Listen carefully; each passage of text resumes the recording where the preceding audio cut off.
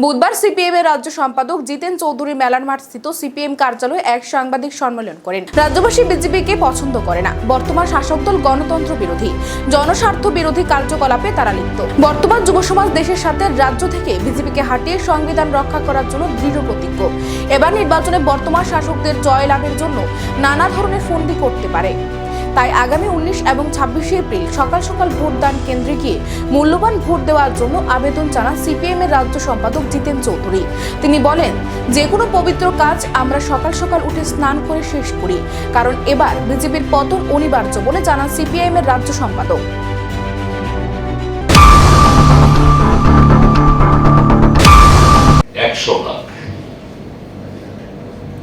আজকে তো আমি তো বলেছি, যদিও জনসভা শুরু হয়নি, এখন সাবরুম থেকে খবর এসছে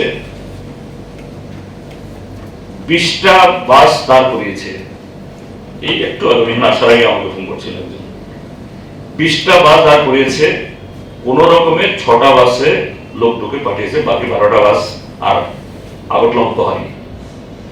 আমার যেহেতু আমার বিধানসভা কেন্দ্র, আমার মহকুমা, খোঁজ নীতি বিজেপির লোক কত আসলো, বলছে 20টা বাস আছে, 6টা বাস গেছে আর 12টা বাস স্ট্যান্ডে চলে গেছে।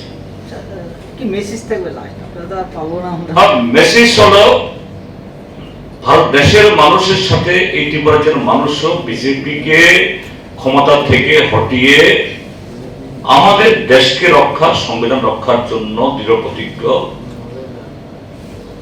বিজেপি গণতান্ত্রিক পথে গিয়ে জনগণের এই রায় সে কখনো স্বীকার করে না, এবারও করতে চাইবে না, নানা ধরনের ফন্দি সৃষ্টি করতে পারে। আমার আবেদন থাকবে, সকাল সকাল আগামী 19 এবং 26 ঘর থেকে বের হন। যে কোনো পবিত্র কাজ আমরা সকালে ঘুম থেকে উঠে স্নান করে আমরা করি, এটা সবচেয়ে বড় পবিত্র কাজ। সেদিন করুন, বিজেপির পতন অনিবার্য। রামনগর বিধানসভা নিয়ে কিছু বলবেন?